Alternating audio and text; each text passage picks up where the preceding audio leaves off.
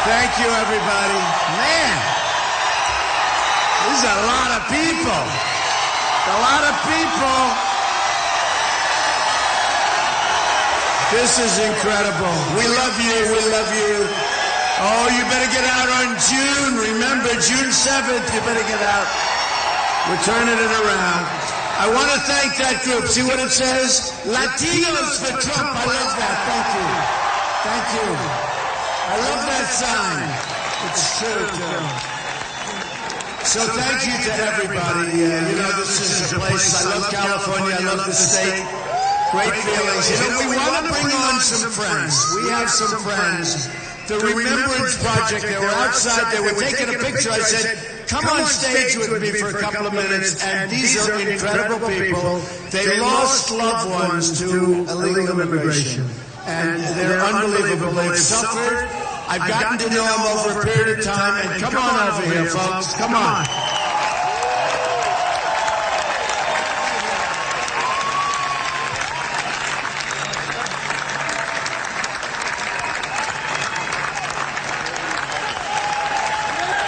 These are great people. They've become my friends over the last couple of years. And they have really suffered. And a friend of mine, he's really become a great friend of mine, Jamil Shaw, who is, he had a son who was an incredible son, going to college on a scholarship. He was going to get into the scholarship, great football player. And I just want Jamil, representing the group, to say a few words and explain what happened. And it's tough, but your son died with unbelievable purpose, because what's happening when they hear the story, we'll all understand. And then we're going to get back to other things, including jobs, Jamil, right? Okay. Jamil Shaw, great friend. Thank you. I just want to bring you back to the day that Donald Trump was coming down the escalator, which everybody saw that very first day. I was watching it too, and I was, I felt so proud, because for the first time, my son was died and was murdered in 2008. But when I saw Trump and what he said, for the first time, it gave me real hope, real change, something to hope for. It gave something to hope for, because we know what Trump is going to do. He's going to do everything he said.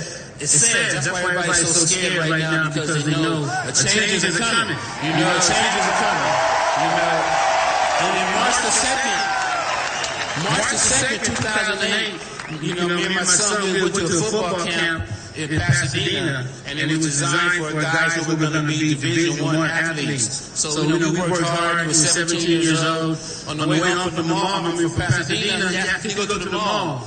Of course, I was worried, and I ignored him, thinking maybe he would just, forget about it. He asked again, and, he's a good kid, never been in trouble, never been in jail, no gangs, never suspended from school. He was doing everything right, like a lot of our kids were, They were living the so-called American dream, which everybody's trying to get the American dream, but they give us the American nightmare, It's not right. So on the way home, so of course I didn't go to the mall and hang out. I told him, be home by 7. 7 o'clock came, called me, where you at? It's like I always say. He said, oh man, I missed the bus, we're on our way. We're safe though, Dad, we're safe. I said, man, what came and got you to call me? You look okay, I said, okay, I'll call you in an hour. Called me back, where are you? He said, right around the corner. Ooh, I feel like, you made it back home. Told the brother, get your clothes on, we're going to go to some track spots, because he had a track meet that Friday. And we're going to come home something to eat, and just when I said that, I heard 2 gunshots. I mean, it was so crispy. People who know guns know that crispiness, is real close. And I remember saying, damn, I hope this boy not dead. Called his phone, didn't answer, went outside. Man, he dead. Shot in the head. Couldn't believe it. Even to this day, I couldn't believe it. Didn't find out that illegal alien on his third gun charge.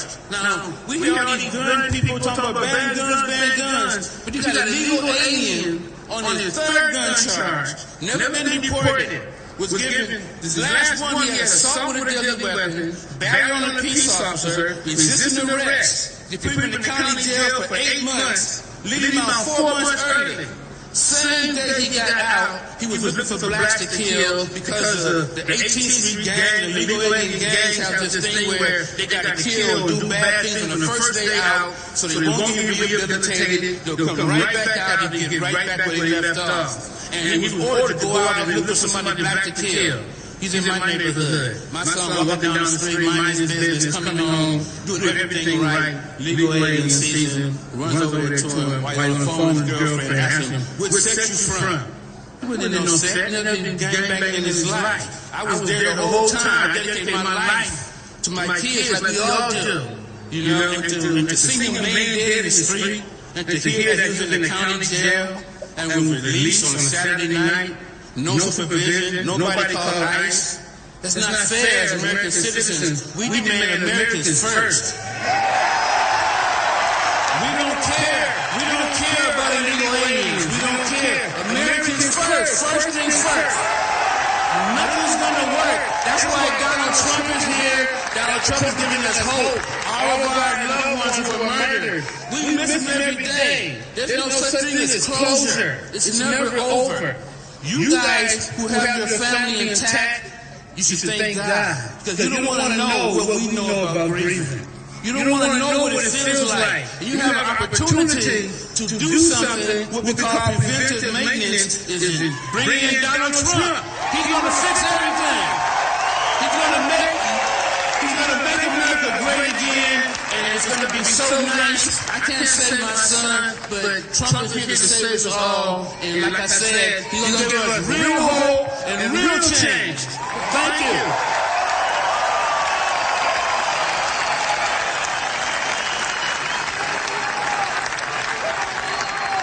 He's such a great guy. I've gotten to know all of these people, and most of these people, all of them actually. And I will tell you, Jamil, just representing the group, they all have a very similar story to tell. And people that should have been here, people that should have never been allowed to come over the border, and they come here like it's nothing. They walk through like it's just nothing. And we're going to stop it, and we're going to build a wall. We're going to also. We can't have this, folks. We don't have a country anymore. You know, I'm looking at statistics where your crime numbers are so crazy, they're going through the roof. So we can't have it anymore. Now look, here's the thing.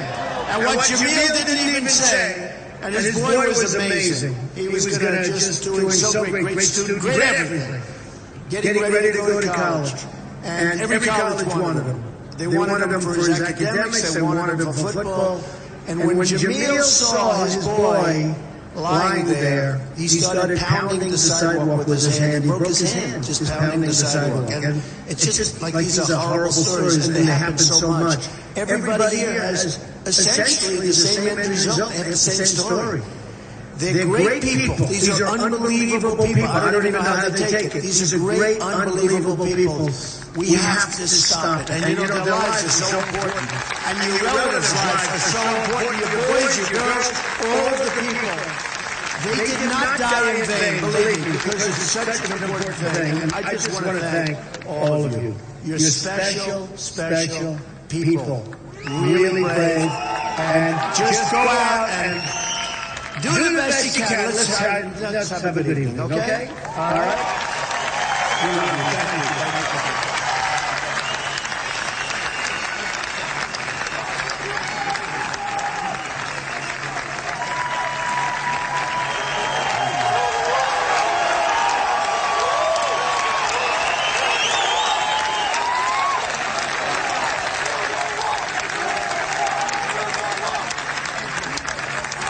Unbelievable people, folks. Unbelievable people. So we're going to do a lot of things in this country. We're going to get our country back to a balance. We're going to, hey, we want people to come in. But they have to come in illegally. They have to come through the process. We can't be put in this position anymore. And it's going to change. It's going to change. Look at these crowds of people we're getting no matter where I go. And I just left Indiana. I'm going back very soon. And frankly, they talk about the same thing. Even where Indiana is located, you wouldn't think it would be a problem. It's a huge problem. People are coming in. Nobody knows where they're coming from. You know, the Obama administration is taking people in from the migration. We have people coming in from the Middle East that are brought in, and we have no idea who they are. There's no documentation. There's no paperwork. We're putting them all over the country by the thousands, and we have no idea what the hell is going to happen. We have no idea. So look, folks, we're going to straighten it out. You know, I'll tell you, I was very honored because this last week, the Border Patrol, these are amazing people. They want to do their job. They're not allowed to do their job. They're told to stand back. Don't do you just stand back. And they endorsed me. 15,500 Border Patrol agents.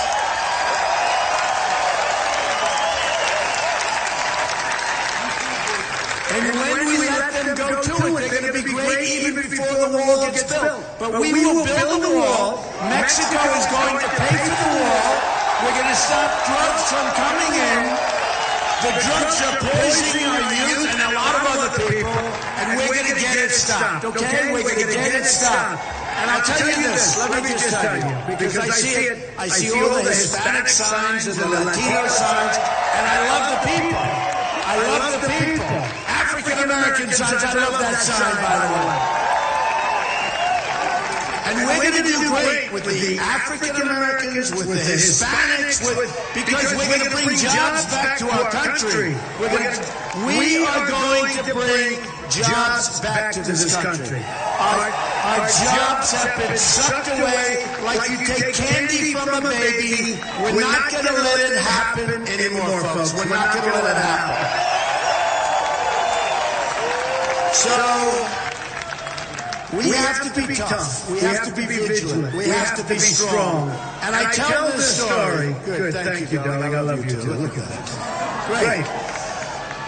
But I tell this story, and in a way it's a rough story. But this country is so politically correct. We don't get anything. We don't understand anything. We don't understand what's going on. We don't understand, and it's the story of General Pershing. You know that story? Does anybody know it?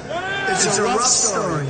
And they were having a tremendous, this is before the First World War, they were having a tremendous problem with really radical Islamic terrorists. They were having an unbelievable problem.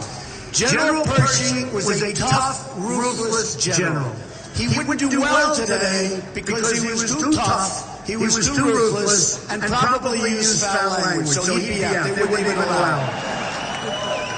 So this was a problem that was really out of control. Many people being killed, and it was. I mean, we have a president that doesn't want to use the term. And by the way, Muslims, great people, tremendous people. We're all great people. But we understand when there's a problem, you have to bring up the name. It's called radical Islamic terrorism. I have many Muslim friends.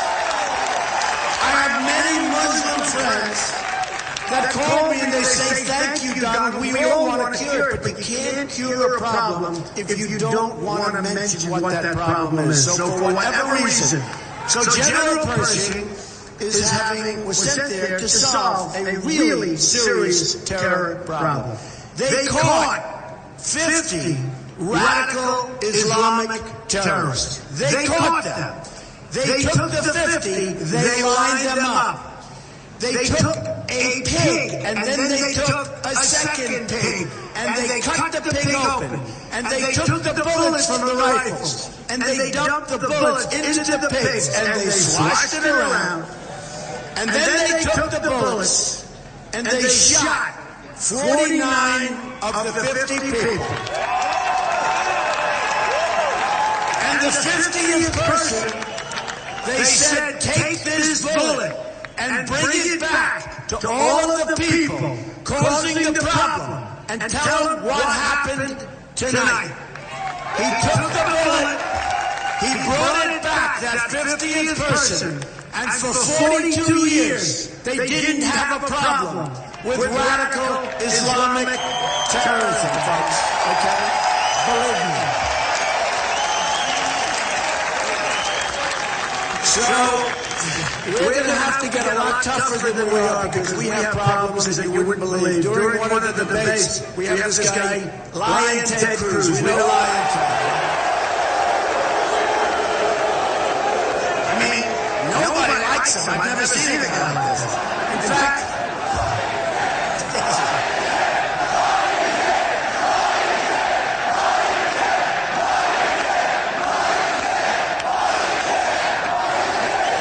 we branded this guy or what? I mean,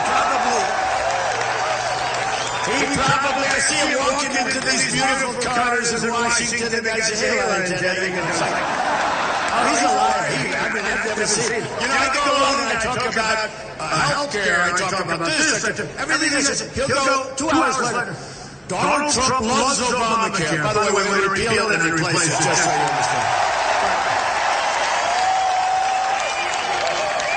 He'll say, Donald Trump wants to absolutely get rid of the Second Amendment. We're going to protect our Second Amendment. This guy's so bad. And then he makes a deal. You know, he got beaten so badly in New York, and then in Pennsylvania, and Maryland, and Connecticut, and Rhode Island, right? And Delaware. And I got these massive votes, and even the horrible press, which is back, oh, look at all those people. They're horrible.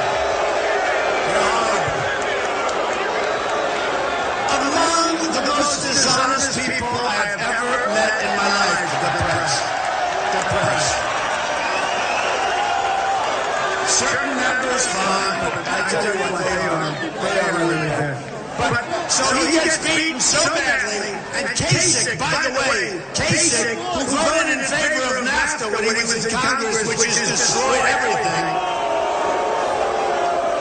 and we're not going to let them vote for the Trans-Pacific Partnership. We will get wiped out if they do that. We're not going to let it happen. So what happens is this. So Cruz gets just killed. Kasich gets killed. So now, I mean, these guys have been doing this stuff all their life. I've only been doing it for 9 months, right? And they have to double team me. They have to double team me. You know, we took them out one by one. We have low-energy Jeb Bush. And I was going to be nice to Jeb, but I saw he was interviewed today by somebody at NBC. And he said bad things. He said he is not a conservative. Give me a break. He is not a conservative. I am actually a conservative, but I'm like smart too. We have all this stuff. No, I was going to be nice to him. Because I like a lot of the people that have disappeared, one after another. It's a beautiful sight. Boom, boom, boom, boom. And I was nice to Jeb Bush after he got defeated. I was nice. But here's what happens. So I hear he's interviewed today. I said, do me a favor. It's amazing what they can do. They have this thing about 2 seconds later they get me a copy of his interview. I said, let me know if they can give it to me in writing. Let me know one of my guys dead. He says, I've got it, sir. Like what? 11 seconds later. He's got a machine that's giving me the whole interview. What would you like? He presses Trump, and it goes right to that section. And he starts hitting me, you know, like, he said, and I did say, he's a gifted politician. He said that a while ago. And my wife said, why would he say that? I should tell you this. Maybe he's not so smart. Why would you say that, right? But he hits me today, so I feel fine. He's a low-energy person. We don't need low-energy people. Just remember that. We need high energy. We need strength. You know, Hillary, crooked Hillary, like crooked. She's crooked as you can be. Crooked Hillary. No, crooked Hillary. She said, very strongly, I don't like the tone of Donald Trump. The tone.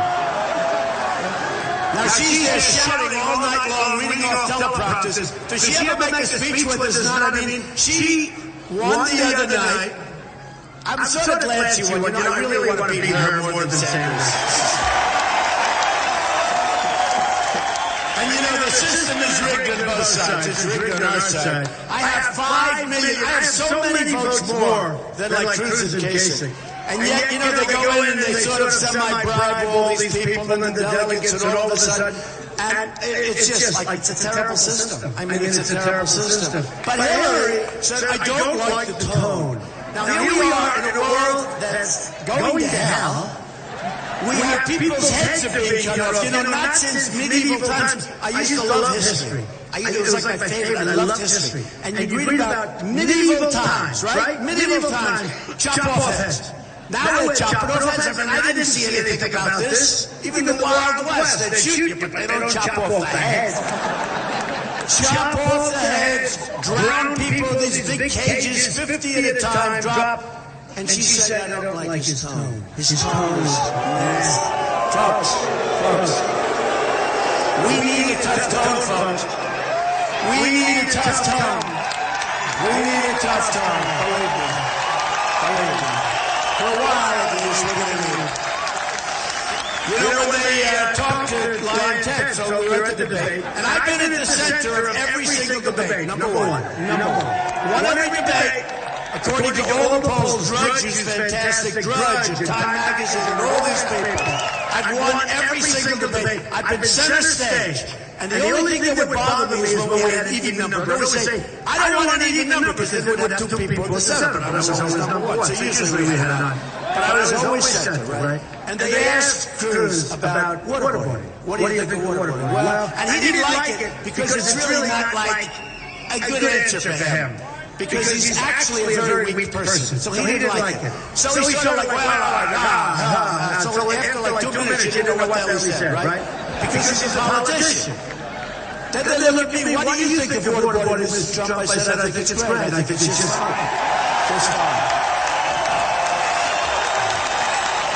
And you all remember this one of the debates. And I didn't know if I was saying the right thing. I just say the truth. I said, I think it's true. I said, I think it's fine. I said, we are living in a very, very vicious world. And I think it's fine. And frankly, if we can, I'd go many steps further than waterboarding. Okay? Many steps further. And if that requires changing laws, you know, the next day I'm hit with, but you'll have to change the laws. It's all fine. But, you know, how do you defeat an enemy when we are playing at a certain level? We have all these rules and regulations. We have a soldier that's a little bit rough, and they destroy the soldier, right? And they have down here, they have no rules, no regulations. They can do whatever they want. That's not a good way to win, folks, okay? So we're going to have to get a lot tougher, a lot smarter. Remember the story with really a great general, but remember the story of General Pershing. Just remember that story, folks, because we have problems. We have problems. Even coming over today, a very big problem. Lots of things. You listen to the news, you see what's going on. We have to be smart, we have to be tough, we have to be vigilant, or we're not going to have our country anymore. I'm telling you that. So, here's the story. And we have to have great compassion. We have to have great compassion. Remember this, borders. If we don't have borders, we don't have a country. So we're going to have borders. Now, in California, and I heard this for the first time today, a poll came out today, not that I'm proud of this particular statistic. I hate to tell you, should I tell you? They said that I'm even Rasmussen, Paul. I'm even with her. I don't like being even, but I haven't started on her. You know, these guys like Kasich. I've had 55,000 negative ads. I have negative ads. I just left Indiana. Every single ad is a Trump ad. And believe me, most of them are really wrong. Some, not so bad. But most of them, millions of dollars being spent. In Florida, when I won Florida, I went a whole week. I was down in Florida at Trump National Doral, very good place, by the way. But I'm down, and I'm watching, and every ad was like a Trump hit. And I told my people, there's no way we can win Florida. And they said, what? Because I said, every time I turn on the television, all I see are these horrible lies, these horrible ads. And then I won in a landslide. So you never know. I mean, you never know. I think people become immune. But just remember, okay, just remember. We're going to do something. You know, we have a movement going on, right? It's a movement. This isn't like a normal situation. Bill O'Reilly last week, good guy, tough. I mean, he'll come at you if he thinks you're wrong, believe me, but tough. He said in his lifetime, what's happened with Trump is the single biggest political event he's ever seen. Telling you. I'm telling you. The biggest political event. And many people have said it. But, and I have to tell you, so I get a call from a writer, actually a very good writer, even though he just happened to be on the liberal side, which is fine. He said, Mr. Trump, could I ask you this question? I don't know. He goes, how does it feel? I said, how does what feel? What you've done has never been done in the history of politics in our nation. I said, really? I haven't won. I mean, what have I done? He said, you have changed the whole landscape of politics. I sort of get it. I sort of get it. He said, no, but he said, and he said strongly, he said, no, it doesn't. I said, no, I have to win. He said, no, you don't have to win. If you don't win, what you have done will be talked about in 30 years, in 20 years, in 50 years. I said, no. If I don't win, I will consider it, and I don't just mean the nomination, beating Lion Ted and Kasich, who eats. You ever see a guy eat like him? Every time he has a news conference, they're around the table. You know, sometimes the media's pretty tough, and they wrap the table, right? And I might be eating, and I'll stop. And if my food gets cold, who cares, right? I never saw a guy like this. He's shoving this stuff. My son comes up to me, goes, Daddy, that's disgusting. Who is that, Daddy? Baron, who is that? Anyway, so look.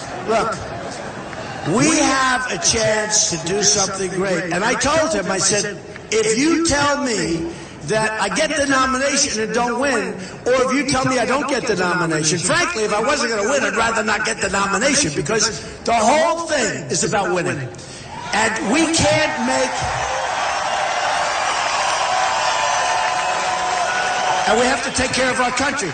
We can't make the changes if I don't win. He said, doesn't matter. I said, I will tell you this. If I don't win, as good as you say I have done, if I don't win, I will consider it a total and complete waste of time, energy, and money. I really mean it. Because we are on the verge of doing something that's really unprecedented. You know, they used to call it the silent majority. Now we'll call it the noisy majority, because we're not going to take it anymore. We're not going to take it, folks. We're not going to take it. So this all began on June 16th. I was coming down the escalator with Melania. And I said, man, you know, this is not the easiest thing in the world to do. How are we doing? Are we doing a good job, though? Right? You know, it's funny. One of the pundits sitting around the table the other day, we won all 5, and the week before we won New York in a landslide. Then we won all of these great places, states in a landslide. They all have the same problem, by the way. 45% manufacturing gone, jobs gone, all the same thing. I mean, I used to say, give me the stats on Pittsburgh, and give me the stats on Syracuse, and all these different... I don't even have swim anymore. They're all the same. Down 40, 50, 60%. Are we stupid people? What are we doing? And they're going to Mexico, and they're going to all over the place. They're going to everywhere but here, okay? Everywhere but here. But I'd say, give me the stats, and honestly, I have stats here. I'm going to read 2 stats. I mean, it's horrible. We're going to make you so depressed, but don't be depressed, because we're going to fix it fast, okay? Look. Orange County, we love Orange County. We do. I love Orange County. Remember, this is out of a book. This is out of a manual. No state in America has suffered worse from open borders than the state of California. Its impact on jobs, wages, security, schools, hospitals has been devastating. We know that. Okay? We know. And remember this. There's a lot of really, really smart people. I have the most loyal people. I have the smart people. And the most loyal. And by the way, folks, I hate to say it, but we're going to make the country great for everybody. For Hispanics, for African Americans, for everybody. We have a lot of them with us tonight. This is not for like a group where they think it's a certain group. This isn't a certain group. This is everybody. We're going to make our country great for everybody. But look at these numbers. Remember this. 18 years ago, we have people that 18 years ago, they've worked harder now than they did 18 years ago, but 18 years ago, they were making more money in real terms than they make today. And today, in many cases, they're doing double jobs, and they're dying with it. And it's supposed to be the opposite way, including me. What the hell am I doing this for, right? It's supposed to be. But It's supposed, I love you too. It's supposed to be the opposite. So think of it. We have hard workers, middle income, even above middle income, and even below middle income, where they work harder today than they worked 18 years ago. 18 years. By the way, this isn't me. This is a statistic that you've all... They're working harder today than 18 years ago, and they're making less money. It's no good. It's no good. It's no good. And other people are taking new jobs, and our jobs are being disappearing. They're going to other countries. You look at what's happening in Mexico. Ford is building a massive plant. Carrier Air Conditioning just left. They're leaving Indiana. They're going to open up in Mexico. They're going to make air conditioners. They're going to sell them across the border with no tax. And you know what? 1,400 people laid off. Now with me, they're paying a 35% tax as soon as they leave, folks. And they're never going to leave. And they're never, ever going to leave, okay? You know, if you do that, the people, oh, these poor stupid people that were running things.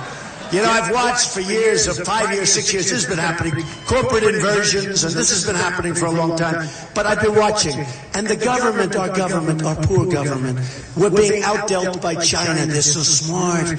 But I make a lot of money with China. We're being outdealt by China and Mexico and Japan. Look at Japan. They sell cars by the millions they pour in. You know what we give them? Practically nothing, okay? We give them, what do we give them? Wheat. We give them wheat. And here it is. Up here, that's Japan. Below the border, below his feet, that's where we are, okay? That's called a trade imbalance. And by the way, they don't even want our product because their people don't want our product. And I think it's great. I don't hold China. I love China. I think China's good. I have the largest bank in the world as my tenant. I sell condos all over the place. They pay me tens of millions of dollars for these condos. I own the Bank of America building in San Francisco, along with a great company. I own 1290 Avenue. All got through, boom, fighting with China. It was fighting. It wasn't like being nice. It was fighting. We could do great against China. But I don't hold China responsible. We're going to have this year a $505 billion trade deficit with China. How stupid are we? How stupid are we? How stupid are we? And I'll tell you what, Apple is going to start making their product here, by the way, okay? They're going to. They don't know it yet, but believe me, they're going to, folks. They're going, you watch. But I watch as this country comes up with all formulas. They want to keep their companies, right? They want to keep their companies, so they come up, well, what we'll do is give them low-interest loans. It's too complicated. Who wants to give them low? I don't want to even give. What do we do? We're going to make loans. We owe $19 trillion. We're not going to make them loans, right? It's going to be $21 trillion because the budget, the omnibus, as they call it, budget that passed 4 months ago is a disaster. It's going to be $21 trillion. Nobody even knows what $1 trillion is. It's so much money. So we have $21 trillion. And we're trying to make loans to people. You don't need to make loans. I'm so good at this stuff. I'm so good. It's so easy. And by the way, these politicians, number one, they're not good at it. Number two, in many cases, they're crooked, 100% like crooked Hillary. But they get campaign contributions from these companies and from people that own the companies, where for the company it's good if they go to China, it's good, but it's bad for our country what's happening, okay? And I believe in free trade, but you can only have free trade if we have smart dealers, and we don't have smart dealers. We have people that are political hacks negotiating against some of the greatest minds of the world from China, Japan, from all of these different places. And we're going to change that. I have the smarter Carl Icahn endorse me, many of the great business leaders, because they know I know what the hell I'm doing. So what we're going to do, well, look at the size of this place.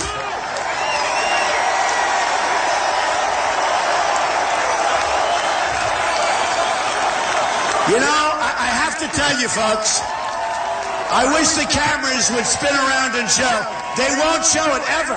Look at the size of this. This has to be a record. This thing is...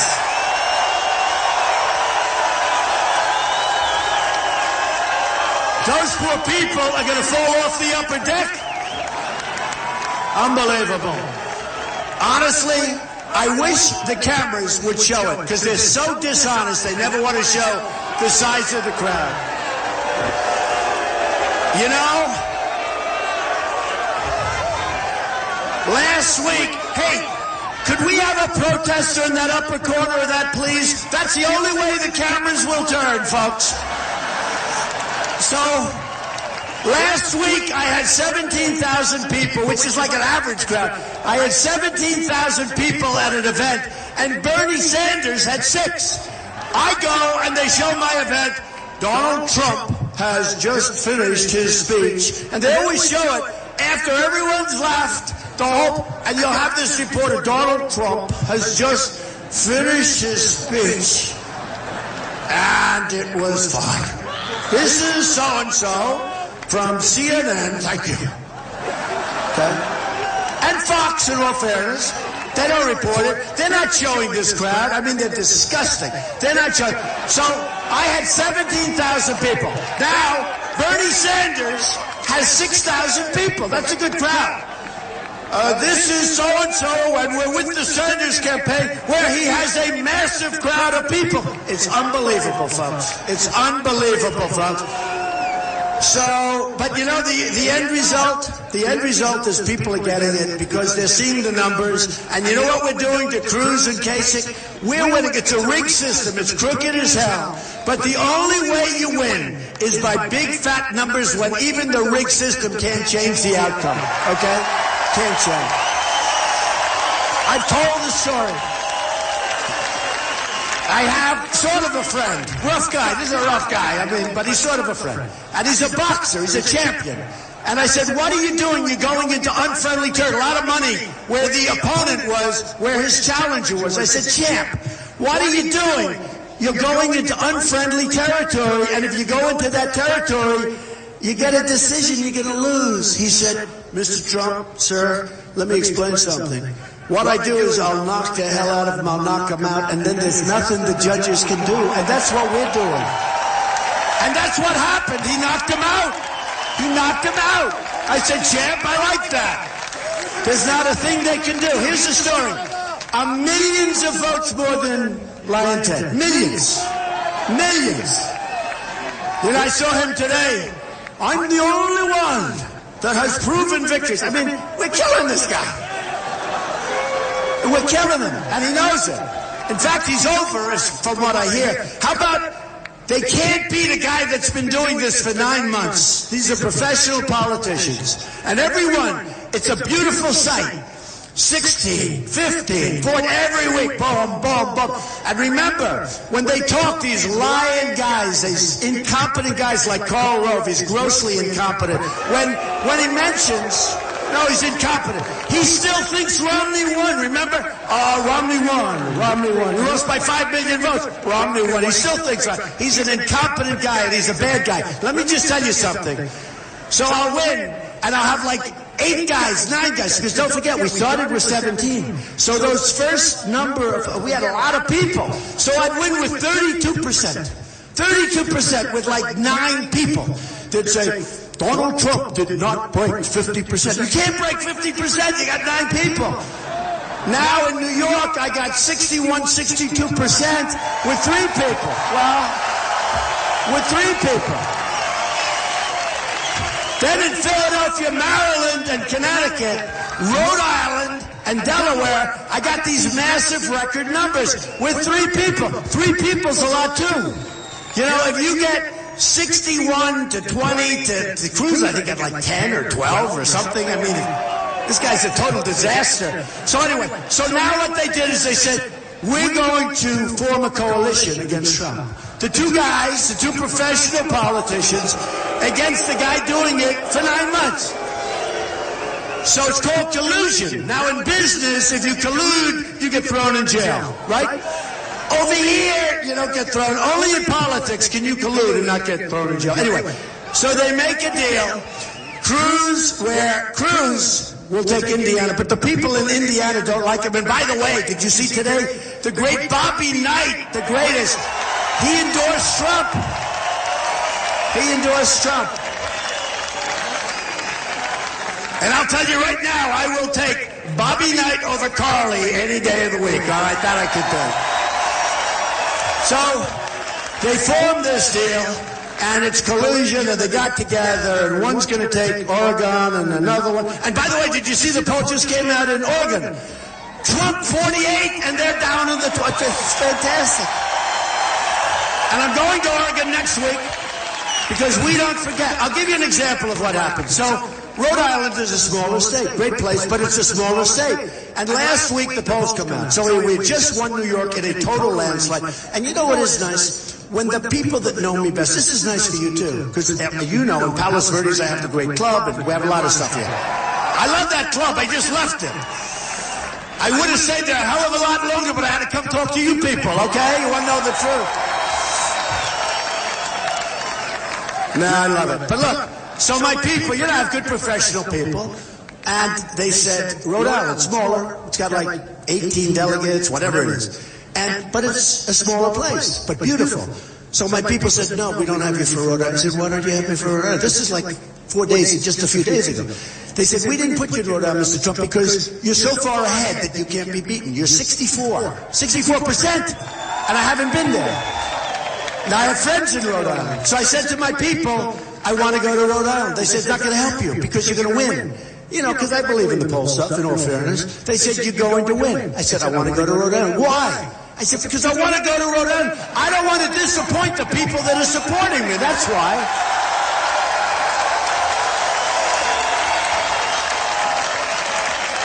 So it took me an hour and a half. I went to Rhode Island. I then went to Pennsylvania, Maryland. It was great.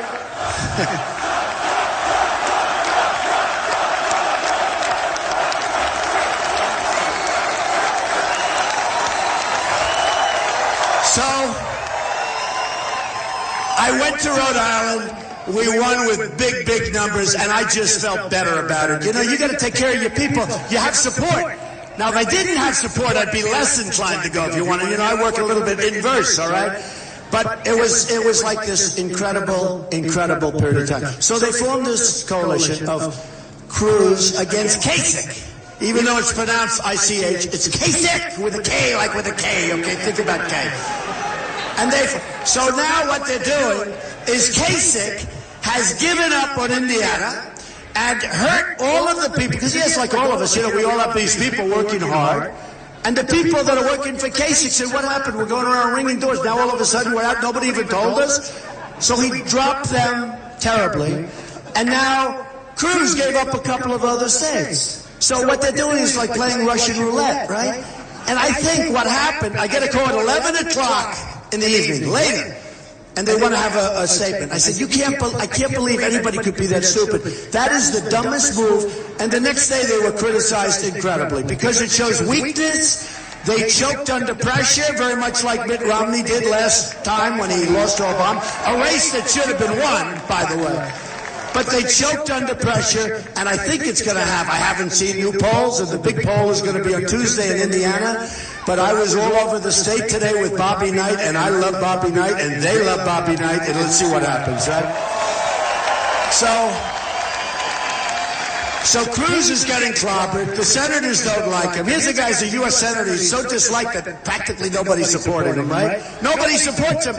And he figures that he's going to get somebody. So he appoints he puts in a vice president, calls Carly. Now, in all fairness to Carly, she left at 0. Okay, she had 0. She had like 1 or 0. She had nothing going. And he put her. And he will get an award. Because, honestly, I love to break records. For the first time in the history of American politics, a man who is totally mathematically dead, he cannot win, has appointed a vice president. It's true. First time in history. Lion Ted, he's the only one. No, he's the only one. Lion Ted, he's one lion son of a gun.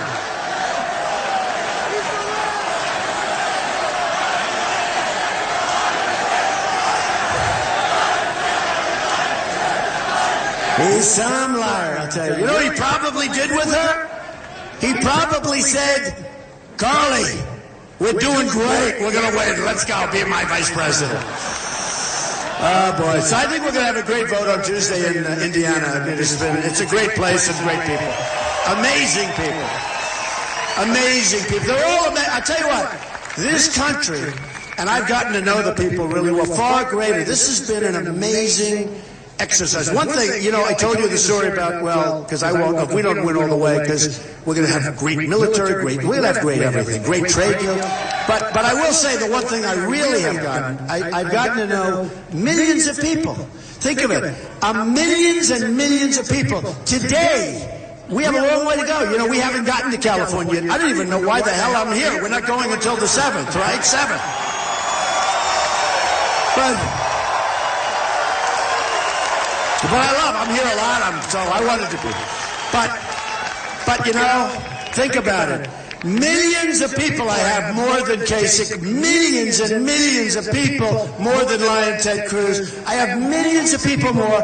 I have hundreds of delegates more. You read the stuff that Kasich has done great. He's signed all these. Well, he's signing for the 2nd, 3rd, 4th, 5th. I don't want to waste my time. I don't want to give out free hotel rooms to all those people. Do you understand?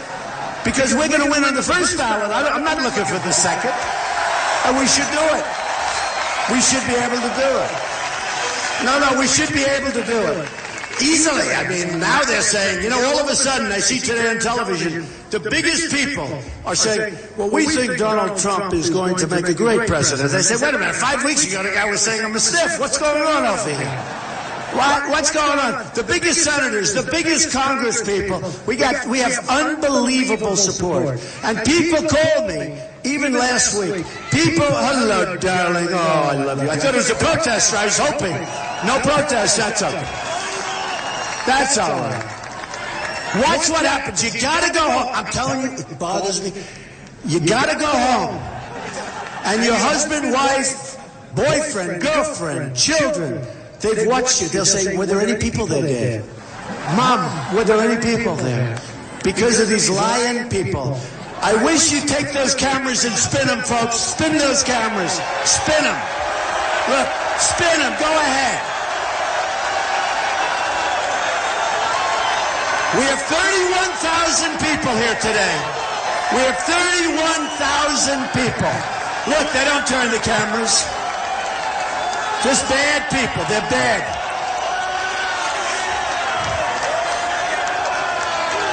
Look at that. I mean, right up to the pack. We have 31,000 people, and they won't even turn the cameras. Okay, so let's forget about it. They're a waste of time. Remember what I said. We win it anyway, folks. We win it anyway. So here's the story. Here's the story. We are going to do things that have never been, and I really mean, our theme is Make America Great Again, and I add to it now because I've gotten to know the people. Now, if crooked Hillary gets in, that's the 3rd term of Obama, I don't think our country can ever come back again. I really mean it. I don't think. But if we get in, I'm the messenger. If we get in, read Time Magazine. We're on the cover of Time Magazine so much, I can't even read it anymore. It's too much.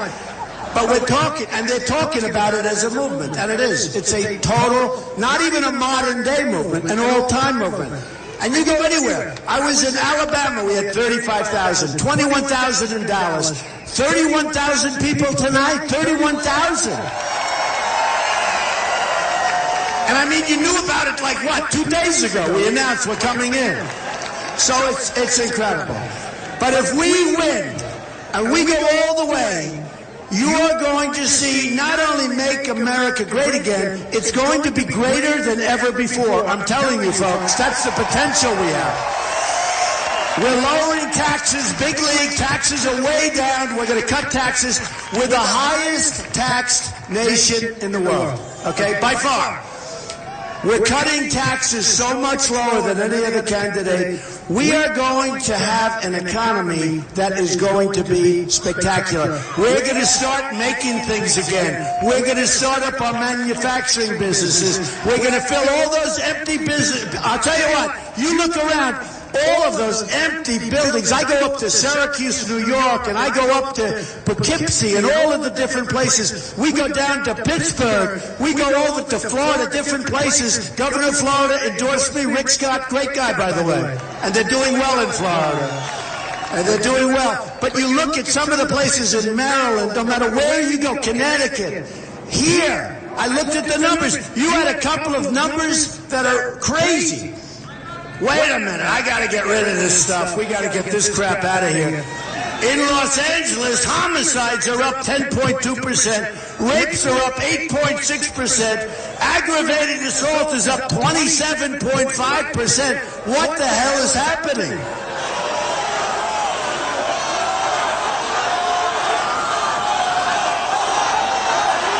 It's terrible. In this area,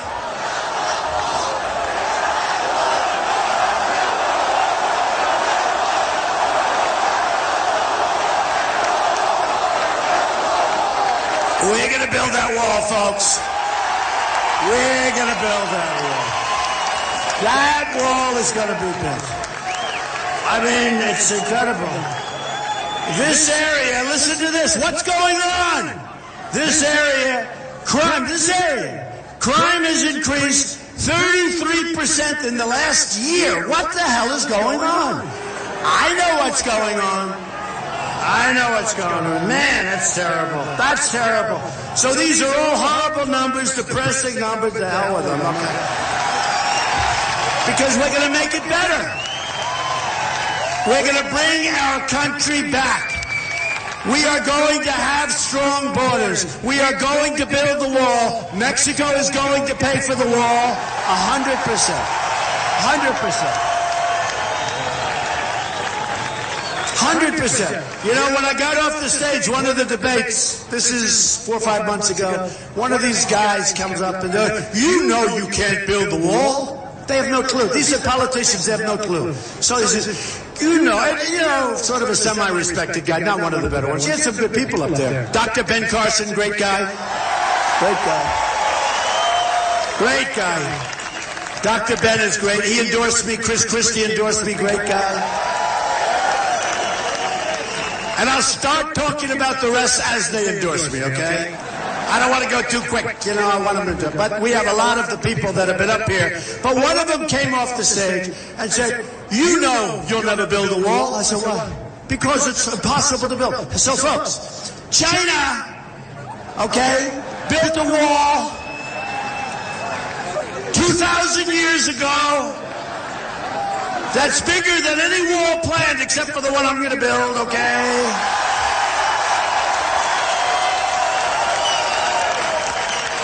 And it's 13,000 miles long. Now that is a wall.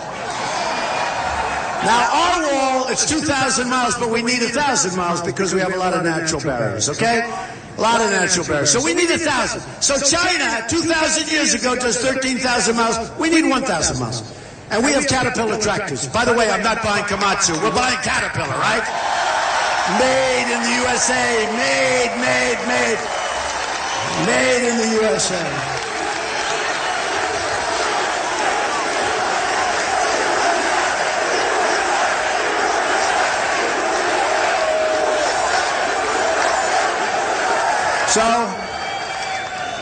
So the guy comes up, he says, so what do you mean? I said, it's easy. And then what happens is the beauty of all, is there a little noise over there? I wish it. Oh, there's a protester. No? Oh. No, it's not. False alarm. Damn it. They were just getting ready to show the crowd, and I shouldn't have announced it so fast that it wasn't the protester. Let me just tell you about protesters. We have the safest place in the country to be is at a Trump rally, believe me. It's the safest. You know, they had a rally, a great one in New York, and we had like a couple of hundred protesters, which is rare. We don't really have it too much. And they came outside, and the press was there, and they said, do you dislike Donald Trump? Because I was making a speech that night at the Grand Hyatt, which I built, good hotel, on 42nd Street and Park Avenue. It's really Lexington, but I call it Park because Park touches just a little piece of it, right? So I built it, great hotel, and they said, what do you think of Donald Trump? You don't like him, do you? You know, little sort of like, let's push it. Here's a person holding a sign, made in China, out of a printer, you know, not made in a basement. They're handing them out. What do you think of Donald Trump? Is he a terrible person? No, I really didn't know why I was here. I don't, but I do like him. He's a nice man. Then they go, oh, the guy's devastated because it's live. They can't just cut it, right? They go to another one. And why are you here? I really don't know. These are the protesters. Hey, folks, it's a con job, okay? I will tell you, and I said it, our rallies are the safest place to be on earth, believe me. 31,000 people tonight, and we have thousands of people outside where they can't get in. Does anybody want to give up their seat? So look, a big rock star said, Donald, you're the greatest in the world without a guitar. He means, like, no musical instrument. You think it's hard to do this? You think it's hard. It is. Do you think it's easy to talk to this massive crowd without having a guitar? Okay? It's not that easy. But it is when you love the people, it is when you know what the hell you're talking about, and it is when we know what the end product is going to be. And that's going to be America first, folks. We're going to make our country so strong and so great, okay? We're going to make our country great. So a couple of things before we go home. And then you can watch yourself on television if you like in this little... A couple of things. First of all, I want to thank you all for being here, because it's an honor. I mean, really an honor. It is. Bernie Sanders is part of a system. I'm not a fan of his. I can't even watch the guy. But I will tell you this. And one of his people called up and said thank you, because I do say it, he's part of a system that's rigged. I mean, here's a guy, they talk about superdelegates. Now, the Republican system, in a certain way, is worse because it's more sophisticated. You know, she gets all these superdelegates, but here's what he said about her. He said, she's not qualified to be president. This is Bernie Sanders saying, and I said, oh, soundbite, commercial. Bernie Sanders said about crooked Hillary Clinton, she's not qualified to be president, and she's got bad judgment, okay? Bad judgment. And I said to myself, that's going to be a great soundbite, okay? We'll be using that for a long time. Thank you, Bernie, very much. I appreciate it, Bernie. So here's the story, folks. On June 7th, you've got to go out. You've got to get your friends. Now, you're allowed to write in, you're allowed to send it in. I don't care how you do it, but you are allowed to send it in. But on June 7th, get your friends, go in.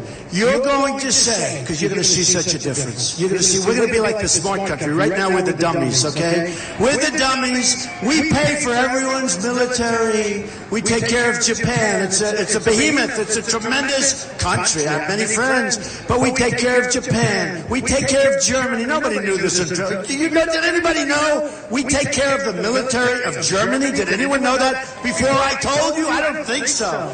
You know, I have people coming up. Mr. Trump, I don't know. Do we really take care of Germany? We take care of Germany. We take care of South Korea. I order thousands of television sets a year for different places. They come from South Korea. We don't make televisions anymore in this country.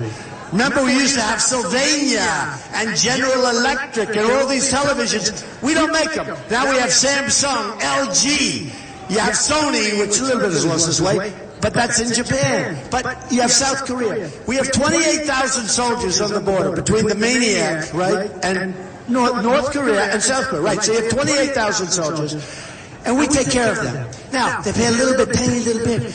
We are the policemen of the world. We take care of Saudi Arabia. Now, we have Saudi Arabia. Before the oil went down, think of this. Think of this. Before the oil went down, now they're still making a fortune, but before the oil, they were making $1 billion a day. Now, why aren't they helping us? Why aren't they helping us? Because we have stupid people running our country. It's not going to happen anymore. Not going to happen. How about Obama? How about Obama? Ooh. I think you people like our president too much. Well, let me tell you something. Hillary Clinton will be the same as Obama and maybe worse. Just remember it. And she shouldn't be allowed to run because what's happened with that whole email scandal is an absolute disgrace. She shouldn't be allowed to run, okay? So how about Obama? He gets an Air Force One. He flies to Cuba. He lands in Cuba at the airport, and there's nobody to greet him. In the history of, the great history of Air Force One, I guarantee you, it has never landed at an airport where a leader of a country didn't come out to say, hello, how are you? Right? Never happened. Then he goes to Saudi Arabia, and he lands in Saudi Arabia. Now, I like Saudi Arabia. Many friends from Saudi Arabia, they buy my condos. Oh, bing, bing, bing, bing. I love them. No problem. I love them. They're fine. He goes to Saudi Arabia. He lands. There's nobody to greet him. Now, what does Donald Trump do? If I go to Cuba, if I go to Saudi Arabia, I'm on Air Force One. Nobody to greet. Sir, there's nobody to greet you of any high rank. I said, where's the king? Where's the king? I want the king to greet me. No, I'm sorry, sir. He's home watching television. I'm sorry. He's watching a beautiful Samsung television. I said, wait a minute, he's not here. Where are the Castro brothers? Give me one of the Castros. I said, no, he's not here. Here's what I do. I say, pilot, come here a minute. How's our fuel? Fine, Mr. President. Get the hell out of here, baby. We're leaving. Right? Get the hell out of here. In the history of Air Force One, that's never happened before. The President of the United States lands in countries not even that big a deal, and there's nobody to even greet him, and he gets off all by himself, lonely. Where is everybody? Where is everybody? What happened? What happened? How about this? Because I was just thinking about this today. Remember a number of years ago with the Olympics, right? And the president wanted the Olympics. I think that's good. I think it's great. Get the Olympics is good. So the president gets on a plane and he goes to Europe, Copenhagen, I believe, right? He goes to Denmark, Copenhagen, Denmark, beautiful place. How many of the migration folks have gone in there? Because we'll see. How about what she's done to Germany? Oh, what she's done. You know, I was supposed to be Man of the Year on Time Magazine, and she beat me out. I said, she destroyed the country. Why did she beat me out? Okay. He goes to Copenhagen, Denmark, right? And I said, oh, that means we got the Olympics. You know, I'm a professional. In other words, if I'm the president of the United States, I go to Copenhagen to get the Olympics, but only if they give me a wink. I'd say, like a little wink. I'd say, hey, did we get it? And they'd say, Mr. President, honestly, you didn't. I said, that's okay. Don't worry about it, but I won't go. But usually you'd say, hey, did we get it? And they go, Mr. President, off the record, you should come. It's going to be good. You're going to be happy. I said, let's go, folks. Come on, we'll go get the Olympics, right? So he leaves, and I say, oh, good, that's wonderful. We got the Olympics. The President of the United States is going to Copenhagen. That means we have the Olympics. They had to give him a wink, right? They didn't give him a wink. He's sitting there. What do we come in, third or fourth? Like fourth. We came in fourth. And he's there. This is amateur hour, folks. This is amateur hour. So, here's what's going to happen. We're going to have an unpredictable country. You know, I get criticized because I say unpredictable. I said, keep the oil from ISIS. Keep the oil. I didn't want to go into Iraq. I said, you're going to destabilize that. I was a civilian. I mean, people, but some people would ask. I said, don't do it, you'll destabilize.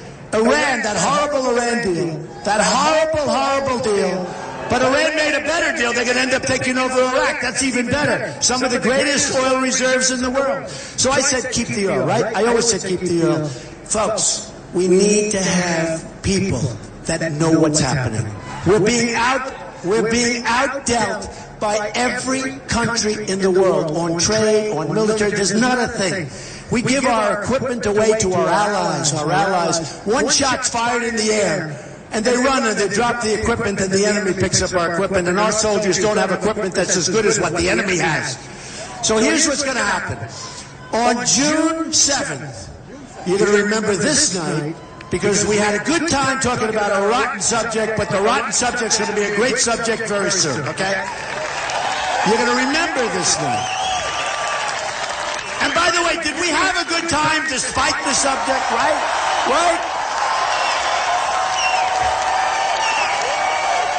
We're going to bring jobs back to our country, folks. We're going to bring jobs back to our country.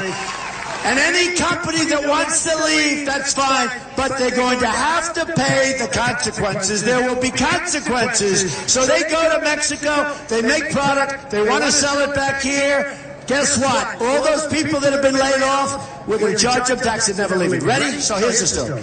We're going to start winning again. You know, we don't win anymore as a country, right? Look at these older guys over here. They're all saying, you're right, you're right. We used to win. We don't. Veterans for Trump. I love the veterans. I love those veterans. So here it is. On June 7th, you're going to go and vote. You might send it in, but you're going to go and vote. And we are going to start winning again. We're going to win with our military. We're going to knock the hell out of ISIS. We're going to win for our veterans, our great, great veterans. We're going to take care of our veterans. We're going to win on the Second Amendment. It's under siege. We're going to protect our Second Amendment. We're going to win with health care. We're going to repeal and replace Obamacare with something so much better. We're going to win at the border finally. We're going to have strong borders. People are coming into our country. We're going to have the wall. Mexico's going to pay for the wall 100%. And we're going to stop the drugs and everything else from coming in. And people are coming into our country, but they're going to come in legally. And you know what? We're going to win so big with trade, and we're going to make our country wealthy again and strong again, and we're going to rebuild our whole infrastructure again, and we're going to be proud of our country, and we're going to win. And I love to do this, and we'll do it one last time, folks. We're going to win. We're going to keep winning. We're going to win at military. We're going to win at trade. We're going to win at everything we do. We're going to win, win, win. You people, you're going to be sick and tired of winning. You're going to say, Mr. President, please, we can't take it anymore. You're winning too much. And I'm going to say, I don't give a damn. We're going to keep winning 100%. America first. We're going to make America great again. We're going to make America strong again. And you're going to be proud of your country again. I love you. Thank you very much, everybody.